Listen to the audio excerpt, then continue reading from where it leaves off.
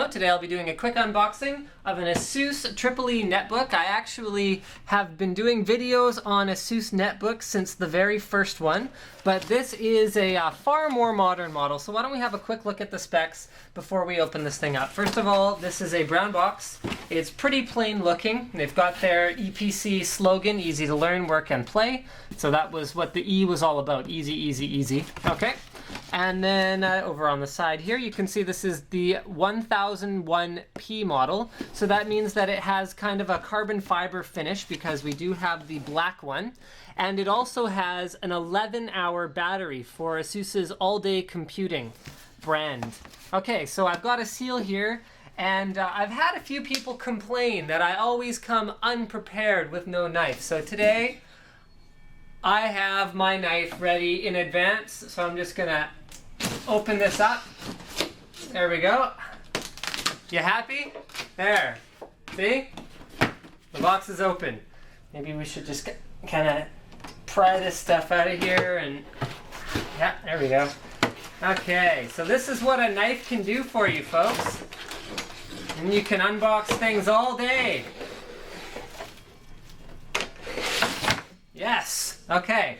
So the first thing we find inside is the ASUS EEE PC warranty card, which basically is going to tell us, I'm assuming, about the warranty. So you want to fill in your information form. Warranty conditions. So 12 months means 12 months and 24 means 24 months. Okay. That's good. Useful information. Thank you, ASUS. All right. Inside, we will find some more accessories. The first thing we will find is a battery. So this is an 11-hour battery, so that means it's probably a 6-cell or an 8-cell or a... I actually don't know how many cells it is, and I'm not going to try and guess. So it is a 10.8 volt battery, and it is rated for 4,400 milliamp hours. Okay, the next thing we find is a battery notice. So please notice about this battery something, which we will find out. Please notice that do not dispose of in fire. Okay. Never attempt short-circuiting, never attempt to disassemble and assemble. Do not continue usage if leakage is found, and must be recycled or disposed of properly. Okay, I'm glad we noticed all of that. Next, we will have the AC adapter, which comes with a handy little cable management thingy here. And then we have the power cord that plugs into the other end of the AC adapter, with also a convenient power management, power management. Stupid. Okay, so then you can use that to tie it up here should you so desire. And then your cats wouldn't eat it, hopefully. I've actually already lost a pair of Sennheiser HD 350, or HD PC 350 headphones or headset to my new cats. It's very sad. So, goes to show you, cats are good, but they also destroy things. Next we have the user's manual. ASUS is devoted to creating environmentally friendly products and packagings. Yeah, actually, it's something that I've pointed out on a couple of ASUS products I've unboxed. You see, it's all plain cardboard internals protecting. There's no styrofoam for the most part, which is really good because styrofoam never breaks down, as far as we know. Okay, top side, transportation precautions, charging your battery. So this gives you some basics of how to use your new EEE PC. And then this is a lot of really small print. Okay, why don't we have a look at the actual notebook itself? I'm gonna go ahead and plug in the battery as part of the whole introduction. Ooh, that's nice. So there is the carbon fiber-esque finish that I was talking about before. Cameraman, are you getting a good angle on this so that you can kind of see the way it changes how it looks depending which angle you're looking at it from, which is really nice. So they've got a nice silver ASUS logo recessed into the top here. That looks really, really sharp. So when you're using this thing, you'll look like you can go faster because your notebook is lighter weight than the other guys. It's got a carbon fiber hood. Yeah.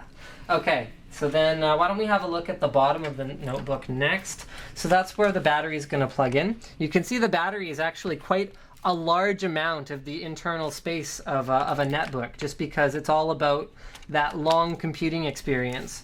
So in order to make a little bit more room for the battery, ASUS has put slightly larger rubber pads on the back of it so that it's a little bit lean towards you when you're using it, which makes for typing to be a little bit more comfortable as well. So that's a really nice design touch right there. Keyboard itself, why don't we have a look at that? This is one of the better netbook keyboards I have seen. You can see there's almost no flex to it when I put pressure on it, and the keys actually depress quite far, so you get good tactile feedback from these keys. I mean, one of the biggest problems with a netbook is that it's hard to tell if you're even hitting the right key sometimes. They've also done nothing stupid as far as the keyboard layout goes, because with a netbook, you do have some design limitations, so if you want to work in multilingual support or anything like that, you start having to do weird things like cut the shift key short or cut the backspace key short, but you can see that we have two full-size shift keys, a full-sized enter key, and a full-size backspace key. That is so critical for this kind of a machine. Okay, why don't we take off all the plasticky bits here? So we've got a nice glossy black bezel around the screen, and then typical ASUS high quality screen is what I would expect to find, but obviously it's not on yet. Why don't we talk about the specs? I haven't even touched on the specs of this particular netbook at all at this time. So I'm just gonna read off here. So it uses the Atom N450, so that's the latest Atom processor. And the reason that it's more power savings is actually nothing to do with the processor itself. I mean, a little tiny bit, but the original Atom was also very efficient. It comes down to the chipset that controls the Atom processor being much, much more efficient with this latest generation. It's got 1 gig of RAM, 1 gig of RAM, a 160 gig drive, 10.1-inch screen. It has a webcam, and it comes with Windows 7 Starter.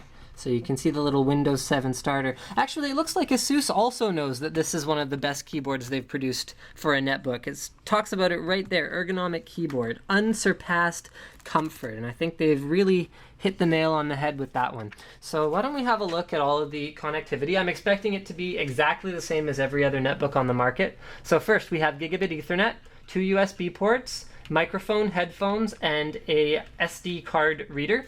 Then around the front we have nothing except some airflow vents.